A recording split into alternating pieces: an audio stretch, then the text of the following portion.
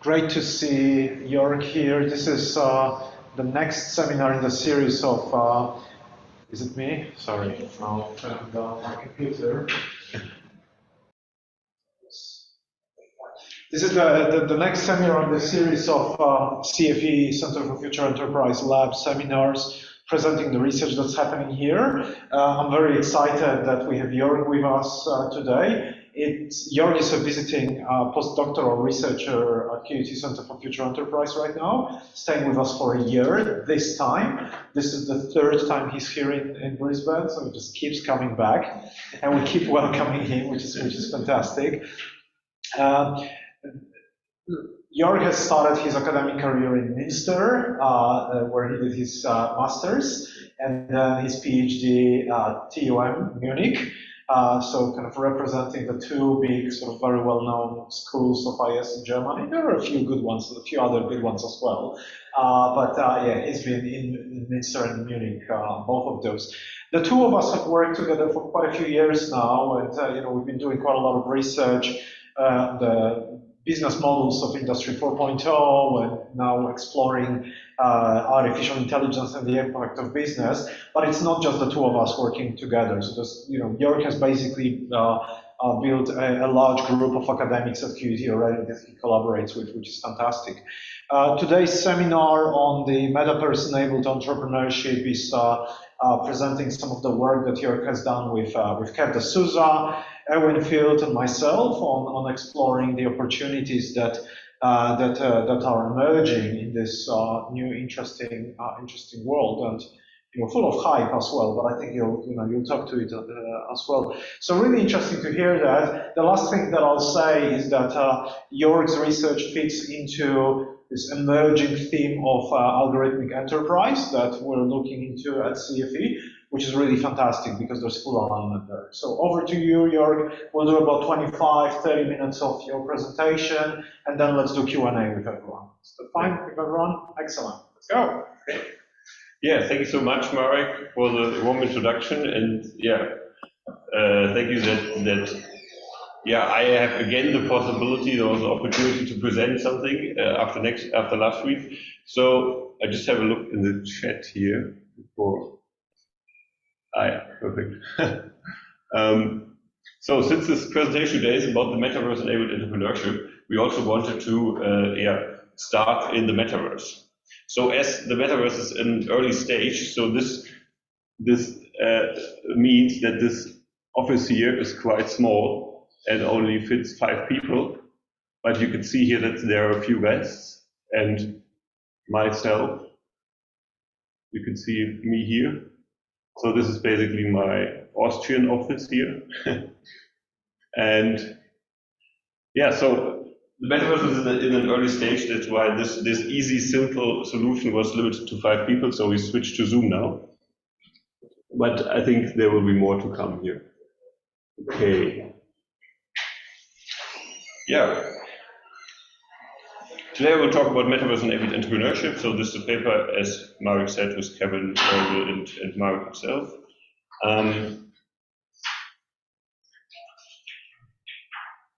So what's the agenda for today? So very classic agenda. I start with motivation. We talk a little bit about the related work. What is the Metaverse? What is our theoretical framework, the external enablement framework? And we come to the main results, our Metaverse-Enabled Entrepreneurship framework with specific enablers, Metaverse enablers, complementary enablers, and the pathways, and then we come to the implications and outlook of this study. This all good? Yeah. This small. Yeah. Okay. So why is this topic important? So we see that the Metaverse has enormous potential. So there are different studies, for example, from McKinsey. They talk about $5 trillion value that can be created in the Metaverse by 2030, or CB Insights talk about $1 trillion. So different estimates what can be done in the Metaverse. And we also see that a lot of companies are now jumping in the Metaverse, like Facebook did last year, changing their name even to Meta. And We see a lot of fashion brands in the metaverse. For example, Adidas, they sold, I think it was in minutes, 30,000 items as NFTs for $23 million US. And this is just one example. So there are other brands like Gucci and so on that also are quite active there. So we can see enormous potential, but there are also negative opinions. So Elon Musk once said that he doesn't see a compelling business case yet. And according to McKinsey's study, it would also mean that by 2030, 6 hours a day, like the metaverse users would spend, or like normal users would spend 6 hours a day in the metaverse. This would have, of course, some health implications if you are in a virtual space for a long time. So there are some pros and cons, and we see that in research, of course, this topic is very new. So we know digital entrepreneurship, we know external enablement framework and so on, but we don't have yet a lot of research on the metaverse. So that's why we created this paper to really give a broad overview, to setting up the stage for research. So to understand, first of all, the metaverse as an external enabler for entrepreneurship. And then analyze how the metaverse shapes offerings, ventures, and processes, entrepreneurial processes, how this changes in the metaverse. And then outline a research agenda. So this is a conceptual paper, so we don't have a real empirical method here. We'll see that. So first of all, what's the metaverse? We see the metaverse basically as an infrastructure. So it's like a little bit like the internet with different pages, and here we have like an infrastructure with multiple virtual worlds, multiple platforms that host different worlds. These worlds are supported or enabled by different technologies. So you need maybe for some worlds you just need a laptop, like for this virtual office, and for other worlds you need maybe VR glasses, AR glasses, and so on. And these different technologies can then create affordances to create, share, or consume digital products. So create new products, create new artifacts like NFTs and so on, consume these, share these, trade these, and so on. We also see that users can transition from these worlds. So you should be able to take your items from one world to another. So this is, of course, ongoing with wallets and so on, so that you have a wallet with your virtual items that you can, virtual shoes, for example, that you can take from one world to another. So that users can really transition from these worlds. And what we also see that it's usually in first person and that the users share a mutual presence, so that it really feels natural. It should feel natural to interact in the metaverse. Okay, so this is the broad scope what we see as a metaverse.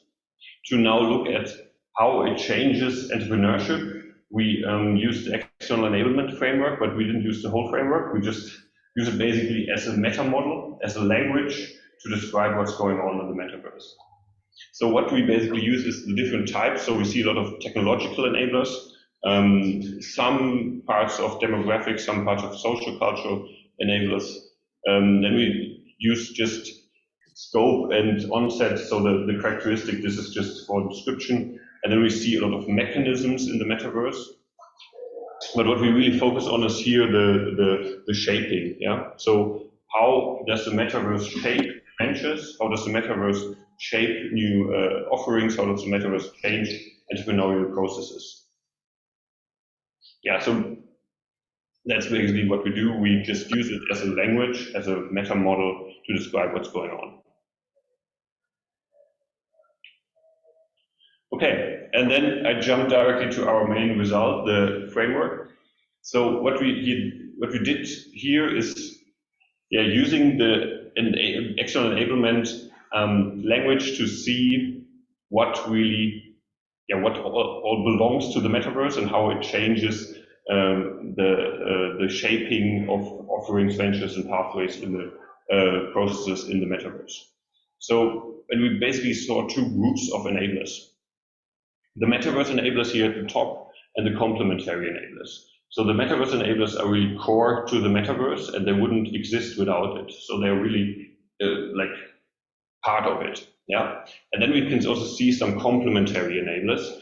These are technologies and communities that would also exist if the Metaverse didn't exist. So these are some drivers that are there, but they drive the Metaverse, but they're not.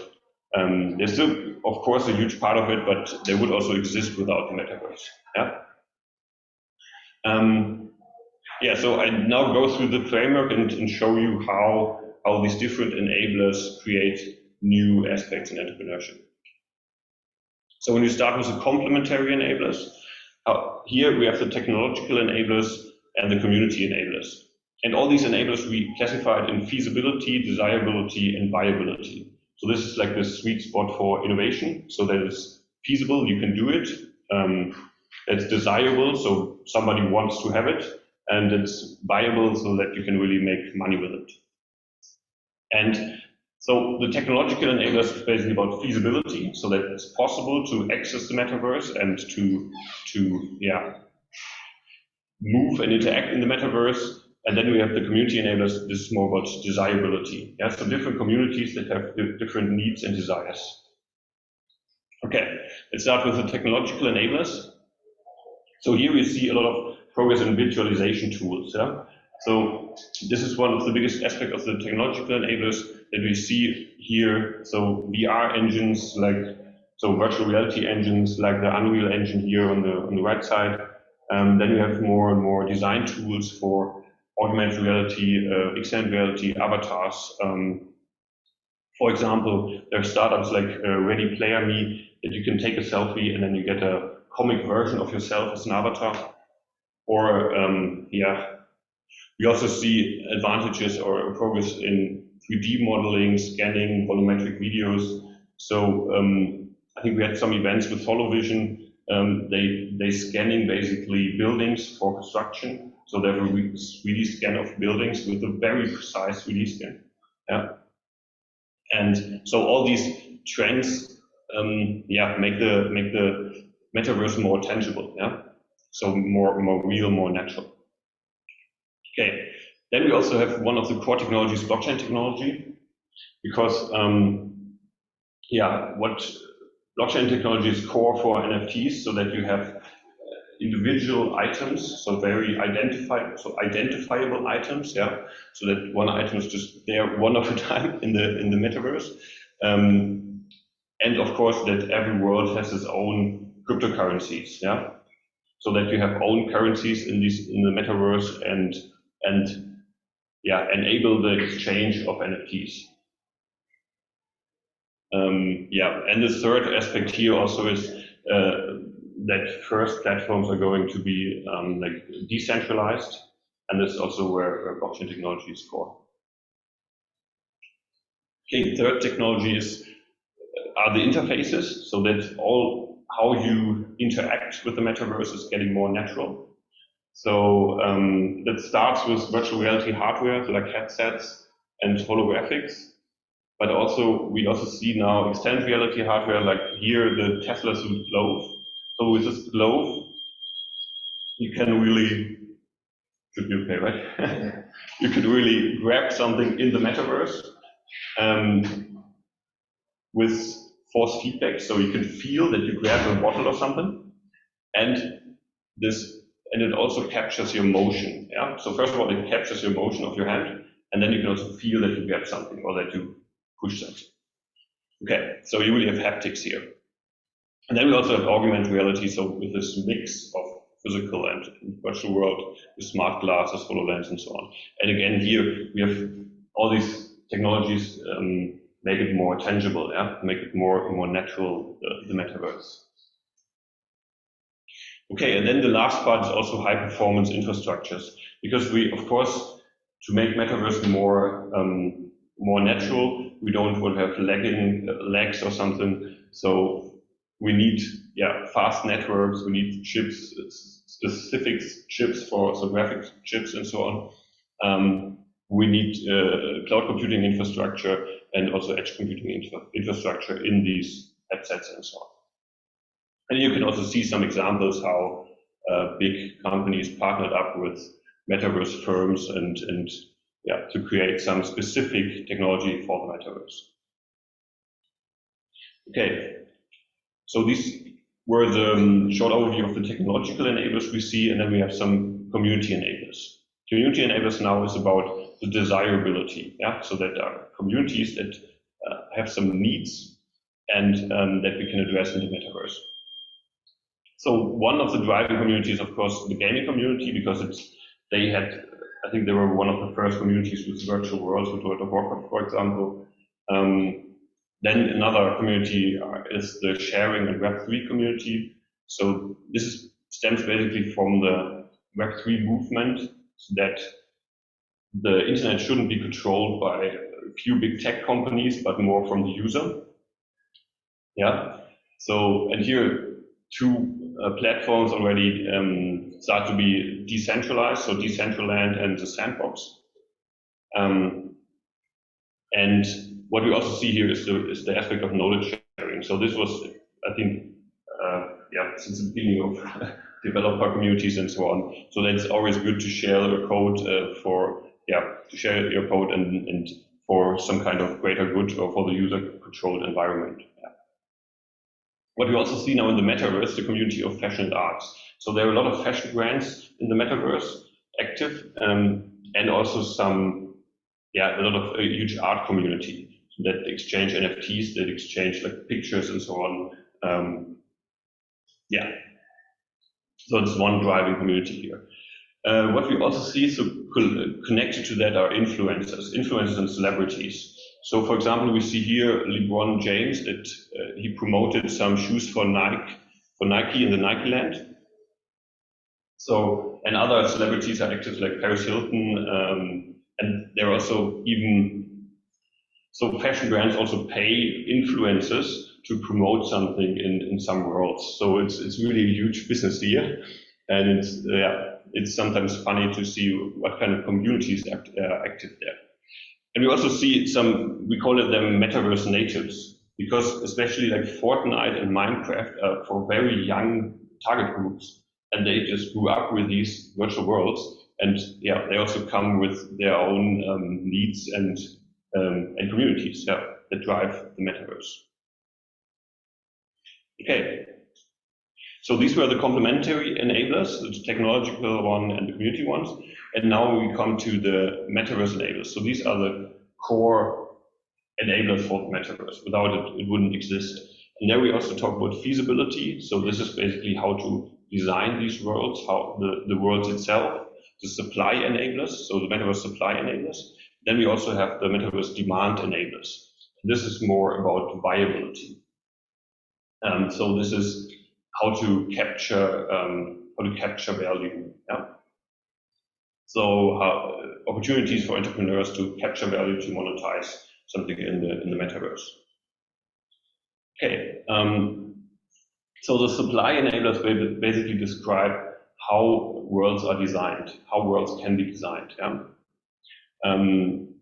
For example, you can design a fantasy world, like often in gaming, or a realistic world, like a 3D scan of a university or something. Then you can also have stylized contents or detailed contents. And you can also have detailed fantasy contents and stylized realistic contents. Then there's also one dimension about how the content emerges in the metaverse. So is it more progression, so scripted, like in a game, World of Warcraft here, or is it more emergent? So does the content emerge with the interaction of the users? And this is basically what we talk about in most of the metaverse worlds. It's more emergent. It's about the interaction between users. And then we also see a dimension between centralized platforms like Roblox or Meta, or decentralized platforms like Decentraland or the Sandbox.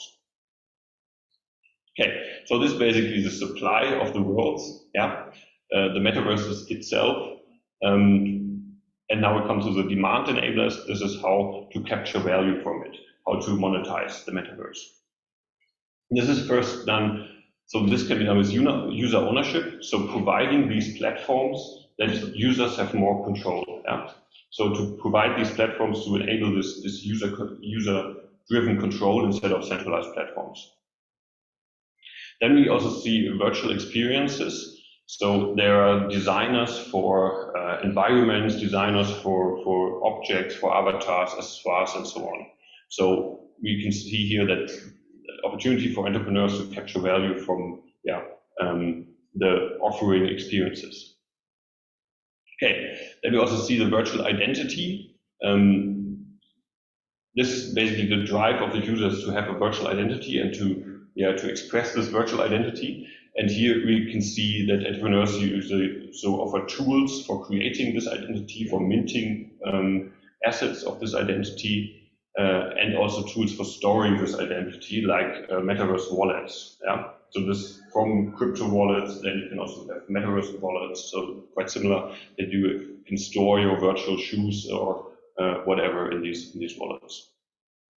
Then you can also make money with item trade, so basically trading and also creating these items like minting. And then we also see, especially for entrepreneurship, that there's a lot of funding available in this area. So for example, Epic Games announced that they will invest $2 billion for the Metaverse initiatives. Okay, so these were our enablers, yeah? So this, what we see that everything that is part of the Metaverse here. And now we have a look to how does it change the offerings and ventures in the Metaverse. Okay, so basically we see different pathways here, how the Metaverse shapes offering and ventures. So we can start from the physical space. So we basically have the physical space and the virtual space. The physical space, we have also physical firms on the very left, which are excluded here from the paper, of course. This would be something like manufacturing companies. And then we have the virtual space, where we start with pure virtual firms on the very right. Yeah.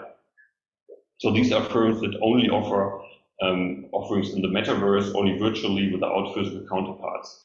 And then we have some firms that move from the physical space to the virtual space. So firms that are inspired by real-world items that also offer virtual counterparts, or the other way around, firms that inspired by virtual items offer physical counterparts.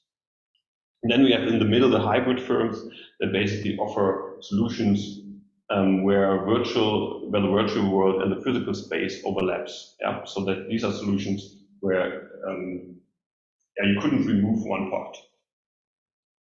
Okay, just some examples for these firms. So pure virtual firms is something like, they don't provide real-world physical components. This is something like virtual clubbing or virtual parties, like Paris Hilton does with a New Year's Eve party on Roblox, or also virtual dating apps like Soul. You don't have pictures, you just have an avatar and then you go dating. So quite interesting. Then we also see virtual to physical firms. For example, RTFKT, they designed shoes for the virtual world, then were acquired by Nike, and then they also inspired some real world shoes. Yeah. So they started in the virtual world, but then also created goods for the physical world. Then we also see physical to virtual, so the other way around. These are a lot of fashion brands. So Balenciaga, for example, these were like the first brand that created a fashion collection for Fortnite. Or Bulgari here, they had a virtual event for their new collection where you could buy as NFTs like some jewelry, and then you got I think the physical version shipped like next week or something. Yeah. So, and also Tag Heuer here, they launched an NFT viewer for a smartwatch. So yeah, again inspired from the physical world, but then creating something virtual. And then we have hybrid firms. So here they basically create offerings that mix these both worlds, yeah? And you can't really separate it. So VZ Fit here, they provide fitness experiences with VR glasses. So you can be part of the Tour de France, for example. Or VR electronics, they developed the Tesla suit. So this basically like the glove, but as a complete suit. So you have haptic feedback, and so basically, first of all, it captures your complete motions, and then you also have haptic feedback from the virtual world. So you can run against the wall and you can really feel it. The virtual wall, yeah. Of course, you also feel the physical one. Yeah. So these are basically the 4 different paths we see and how they change offerings, ventures, and also processes. And we also see that these 4 types of firms also create new offerings and so on, and of course change again the metaverse enablers. So change again what's possible in the metaverse and the possibilities here, and also create new demands. Okay, so in this huge field here, as you can see, creates a lot of new research questions. So first of all, we cluster it basically in 4 areas. We see the metaverse as an experimentation platform because a lot of things can be tested there without actually having to produce a physical product. Yeah, you can test some, so starting from fashion collections to buildings. So it's a lot of experimentation going on there. So it's important to screen these contents of the metaverse for business opportunities, and also think of what if like common approaches of entrepreneurship are still valid, or how they change in the metaverse, like minimum viable products. You don't have to produce a physical one. Maybe you can test first a virtual one, or lean startup, or agile entrepreneurship. So these are all concepts where the metaverse obviously changes here some aspects. We also see some new business models and services in the metaverse. So of course, the metaverse might create some new revenue streams, revenue models, might create new challenges for scaling. Because you now also have to scale like hybrid offerings, or how to scale simultaneously in physical and virtual worlds. We also see these transitions in the metaverse, so from physical to virtual, from virtual to physical, and with its challenges. So what are challenges for digital natives? What are challenges for physical natives? What are strengths and weaknesses here? And we also see a big part how the metaverse changes fundamentals of entrepreneurship. So like rising funding, or investing in ventures. So basically you can also mint parts of your company as NFT and sell it in the metaverse. Or how do entrepreneurial communities form in the metaverse? Yeah. So maybe it's not only Silicon Valley anymore, like a regional space, but you maybe have also spaces in the metaverse where you have innovative communities. Okay, so in my last slide, future applications. So there's a lot of things going on in the metaverse, and I just want to give you an overview what we see already. So of course in fashion, there are a lot of fashion brands like Gucci, Garden, Adidas. We have these sports and fitness, with cycling. We have advertising, that's quite interesting. So Meta, so the company, they had a patent, I think 2 months ago, to basically play, or it was basically about revenue streams based on your facial expressions. So I think, Brian, you had exported that. Then we also see like real estate, financial services, tourism. University of California has a complete virtual campus with real-time lectures and so on. In defense, also the US military is training some soldiers in the metaverse, because it doesn't break a lot if you fail. There are first public services like Seoul. There's a lot of going on here. So there's still huge potential, and we're just in the beginning, and it's also what we want to do in this paper, to really set the stage for research and yeah, be open for future innovations here. Okay, yeah, thank you so much.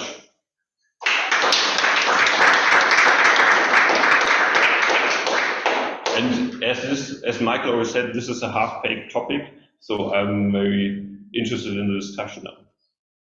Excellent. Jörg, thank you so much. I think what we're seeing here is something that's very important in what we do, which is taking a topic that's very much hype and then trying to unpack it and really understand what's behind all that hype. And what Jörg has shown us, I mean, that's I'm sure you'll agree, that's a really interesting sort of unpacking of the concept. There's still a lot of questions that we have. I think personally I see there's a lot happening in the metaverse space that's simply replicating our physical world. A lot of us forget that when you have a virtual world, you can be anything, right? Not just an avatar of a person, right? It could be a table, and why not, right? So if we're talking about entrepreneurship, what are those forms of entrepreneurship that would be absolutely impossible in physical reality that might be possible in that virtual, the metaverse reality. So thanks so much for that, Jörg. I'm sure there's plenty of questions. I'll probably have a couple as well, but let's start with the room and also people on Zoom. So if we could check the chat and if there's anyone else asking questions. I know there's a few people. So go ahead. Who has the first question? Well, maybe can you be the first one? Yeah. Firstly, I just want to ask, do you see any significant difference in transfer from current digital economy enabled information to the metaverse? Also difference, major features in this from what happened today. Is the way that we interact with the technology different, or is this more secured, more granular, and something like that? Yeah. So I think obviously Metaverse-Enabled Entrepreneurship is some kind of digital entrepreneurship, but still we can see here huge differences in this more virtual products and virtual environments, so that you can maybe test product, that we can experiment with products very fast without producing it. I think that's a huge difference, and also that for entrepreneurship, also that we also see new types of organizations. So this is not only metaverse, like distributed autonomous organizations, but the metaverse basically doesn't distinguish between a single individual, or a company. So anyone can act like a company in the metaverse. And especially these virtual components that you can have very fast tests, that you can have very, very fast feedback from the community without actually producing anything. I think that's really changing here. Yeah, thanks for the comments. And the second question I have is regarding your first version here. You mentioned that one of the second ways to use the pilot actually. Are you carrying some action research to what experience? So we have already a second paper planned with like 50 cases that really make money in the metaverse. And we look now at the value creation mechanisms there. So how does the value creation really change in the metaverse? So this is really first paper to set the stage. But analyzing cases now would be a step to really have empirical data here. I also think when you digital entrepreneurship is still kind of facilitating traditional forms of business, and of course with the metaverse bring the physical into the virtual, and so it just expands the opportunities. I think there's another thing we discuss about perception or adoption of metaverse. Why people want to use it? Actually, it's still the level where it's not everybody's in it, isn't it? So if you want to transfer from many people advantage with metaverse and data technology, it's a thing to consider. Isn't that why you have the community first? I mean, right now that is very much retail consumer based going forward. And you actually see the same argument happening in a fashion context where you have a lot of fashion brands in the 80s and they're trying to capitalize themselves, but like Tommy Hilfiger and CK1, everyone across the slash across their clothing. And then they actually went to a business-to-business model, and you had a lot of uniforms that come to them to buy Adidas, even though it didn't say Adidas is splashy color. I think the same thing you're seeing in Metaverse, where you're seeing it's influencers and people trying to show influencer potential and social status going into the market first, and then we'll actually see a business case at the back end of it as it gets more accepted and once it's been more established. Because right now, there isn't one set Metaverse that people just on. Yeah. And also, so the question, is it only marketing or is there really a business case behind it? Yeah. It's also something probably future will tell. One of the problems is, so this is super is the more visible part of the metaverse. Like already 15 years ago, I did some research into business models in Second Life and use cases in Second Life. Yeah, companies using these platforms for internal training, you won't find that for virtual meetings for global companies. I wouldn't call it business models, but more use cases. I guess they expect less publicity and probably also expect less new business. But yes, I think there's a lot happening in the metaverse or in virtual worlds that maybe less available.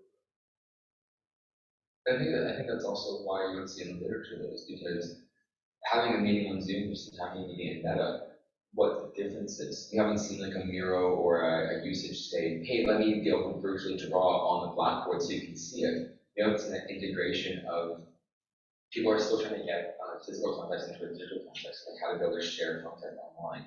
And we haven't seen that transition to Meta going forward. But I think that's what we're going to see is that we're still seeing that struggling from physical to digital. And now we're trying to go from digital to virtual.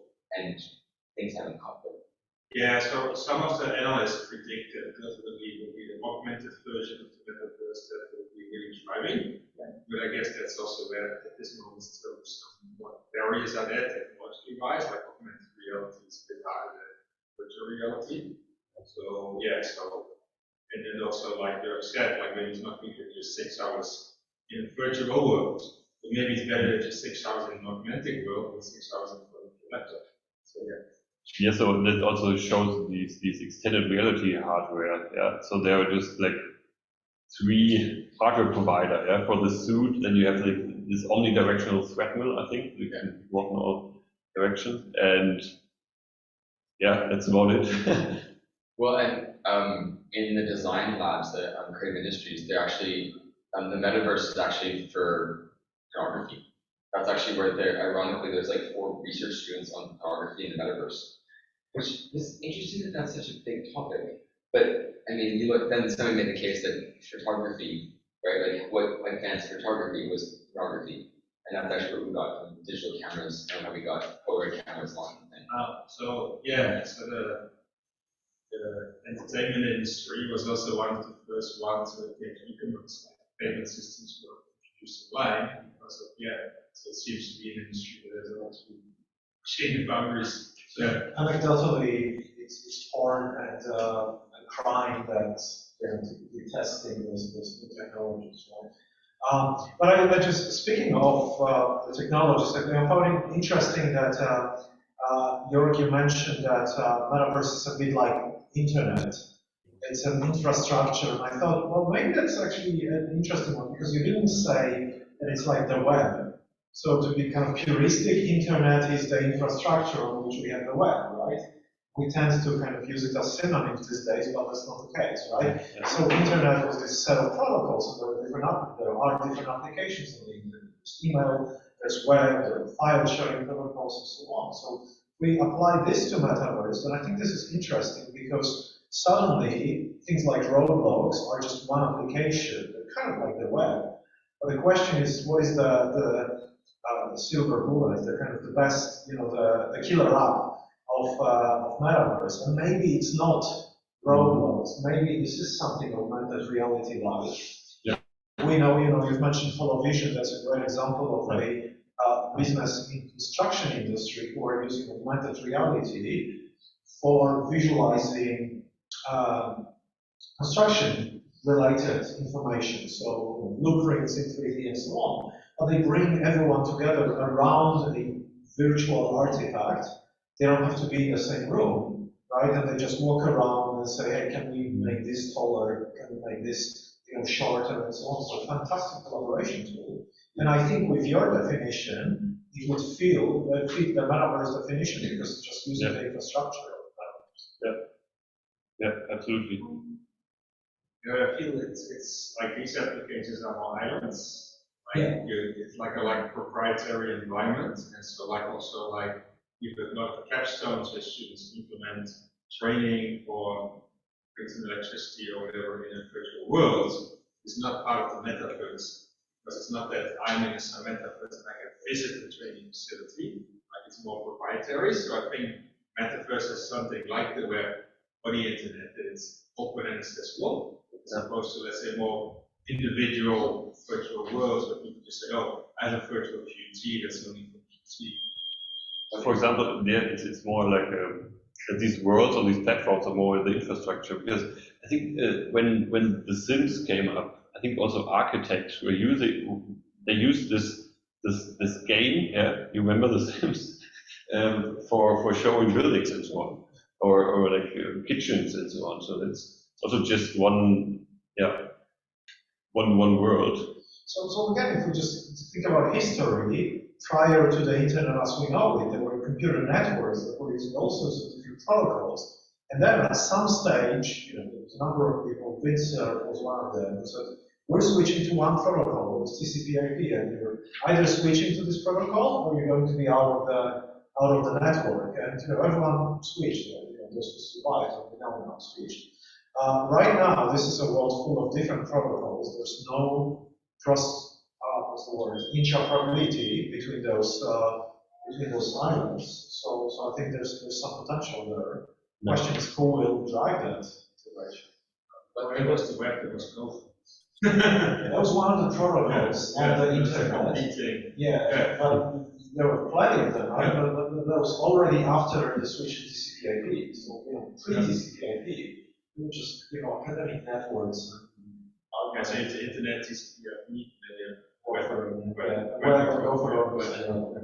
I was actually going to say, I think that we're also saying though, I read a thing about Mark Zuckerberg was saying that it's actually futurescapes, which is the biggest comparator to metaverse, which is where, just like Facebook, you can actually share virtual reality or augmented reality emblems and icons with your friends. So your virtual reality and my virtual reality, we can show those items together, and together we actually craft our own worlds. So that actually creates that user-generated virtual reality metaverse that we have a lot of companies trying to centralize and control it.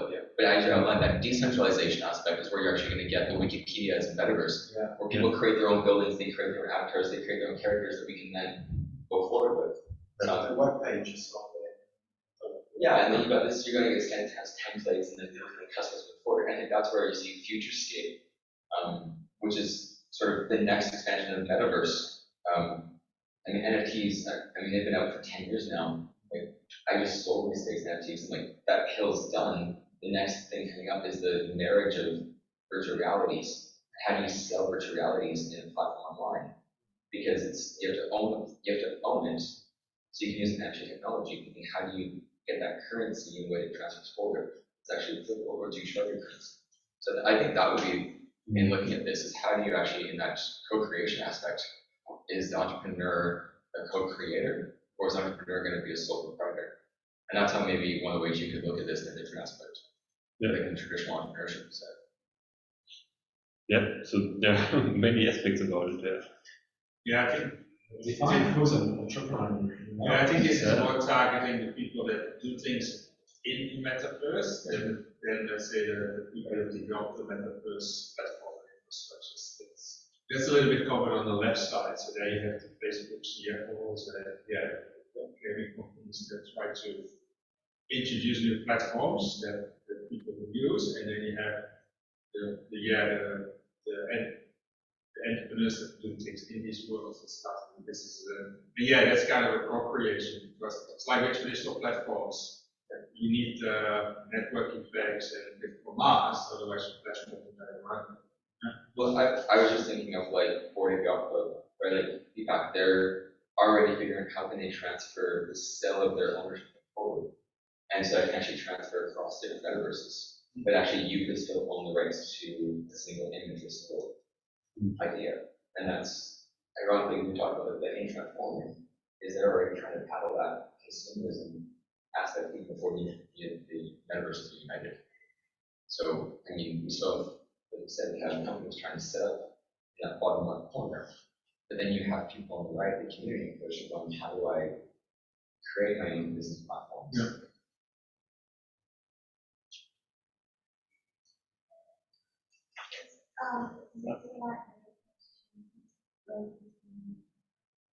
Okay.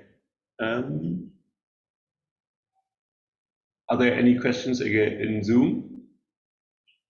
Yes, please. Yeah, you can go ahead. Yeah, okay. Hello, everybody, and thank you for the nice presentation. I really enjoyed it. It's quite novel, and I think it was a necessary research. But do you just consider metaverse as a context for entrepreneurship, or considering it as something that have something to for the theory of entrepreneurship? I mean, just it is the context, or what is the implication for entrepreneurship theory? So you mean if we just consider it as a context, or Yeah, yeah. Basically, I mean, when you talk about entrepreneurship theory, researchers tend to discuss about individual opportunity nexus, and then just as I saw, you were talking different aspects of the enablements that caused by metaverse for the entrepreneurship in terms of sales, in terms of gamification, so on and so forth. But what does this research add to the theory of entrepreneurship, not just the context of entrepreneurship? okay, so I think you also mean how it changes maybe processes like to capture innovation and to create something new, right? Yeah. Okay, so this is something that we also see in future research, that we really need to look at how, so maybe with qualitative research, how metaverse changes these very specific processes of entrepreneurship. Yeah, so how to screen for innovation possibilities and how to translate that then in practice. Yeah. So one of the examples you have mentioned was like, we now have a project minimal viable products that's driven by the constraints in the real world. That's why we need minimal viable products. With virtual products are very easy to develop, do we still need minimal viable products? Can we not just go straight away and introduce a virtual product and see what happens? If it sticks, it's a good product. If it doesn't stick, so maybe we can skip the whole idea of minimal viable products. So yeah, so we think the idea that you can do things in the metaverse may challenge some of these ideas on entrepreneurship. Just what I mean, just what I mean is that, okay, metaverse add many possibilities for entrepreneurship, but what does it add to the entrepreneurship theory? Just in terms of agency of the individuals, in terms of the nature of the opportunities and the interaction between identification and exploitation of the theories. Just, yeah, the basic question was that. Yeah. So yeah. So when we just discussed, I think it's more at the medium level. So more applied entrepreneurship theory, like minimal viable product, how ecosystems form, and so on. If you go to the core concepts like, okay, what's an entrepreneur, what's an opportunity, I don't think that changes. At that abstract level, if you go one level lower at the meso level, where we talk about specific approaches like minimal viable products, we talk about how ecosystems form. I think there we may see some influence of the metaverse on how entrepreneurship manifests and what entrepreneurship is. We also talk about how it might affect agency, so that we can maybe have more distributed agency in the metaverse. So this is what we see, how it changes really entrepreneurs. Yeah, exactly. Thank you. Yeah, thank you so much. Thank you.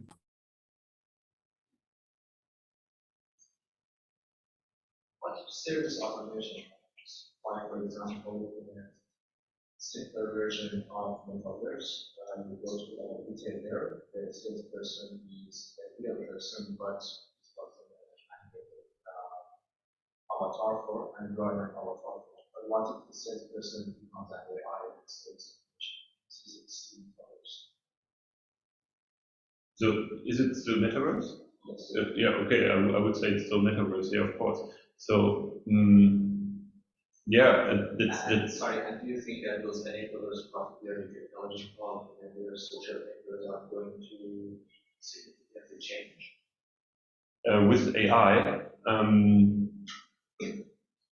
it's a good question. Probably yes. Yes, of course. If you think of AI that you exchange, you could basically. So if you think of art, NFTs, and so on. So we saw it today again that you can create some art with just AI models and so on.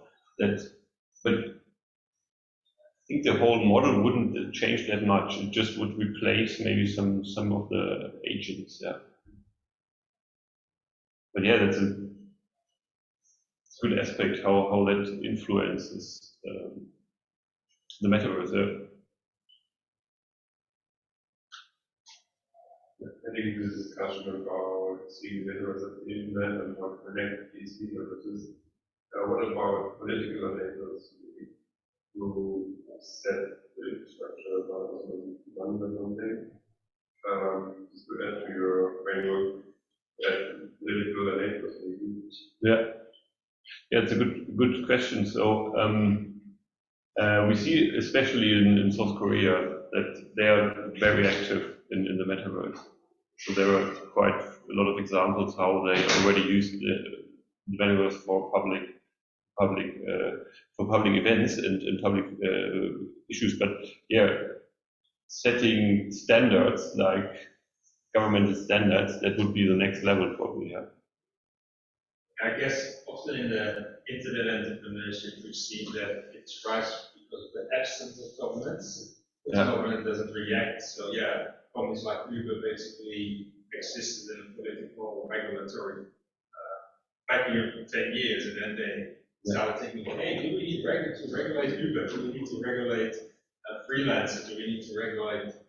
Yeah, often it's the afterwards instead of enabling proactively shaping. There is an increasing interest in crime in metaverse and regulating them. So I know I see task forces being set up to look into what types of crimes we might see in the metaverse, and should there be any legislation introduced, or perhaps it's covered by the existing ones. So I think there's this space. So that's less of an enabler. It's more of a regulatory tool.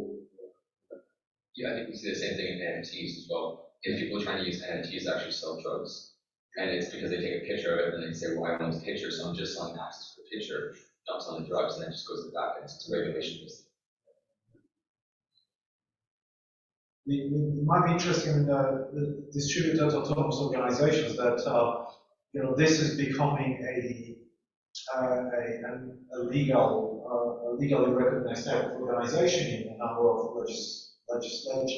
legislative areas, jurisdictions, simply because if it's not, then depending on where we are, and this is not legal advice, but if you're contributing to a DAO, you might actually be personally liable for everything that this DAO is liable for. Yeah. So in such case, when the government introduces such regulation, they're actually protecting citizens.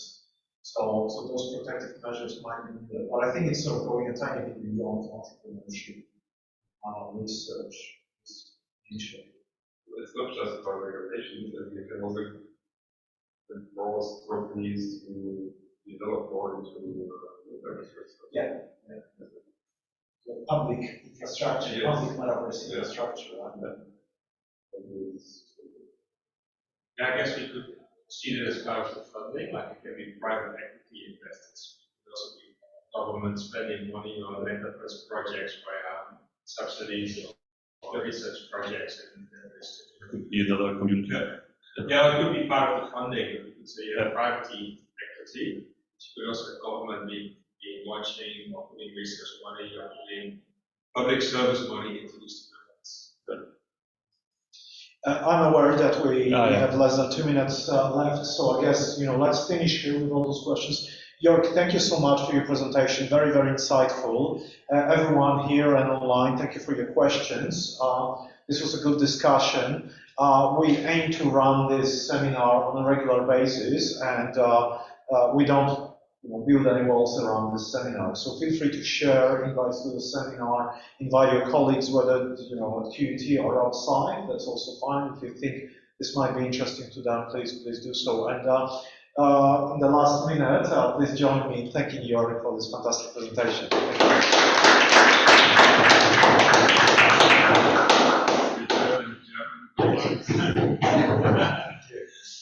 Thank you so much, everyone, also online.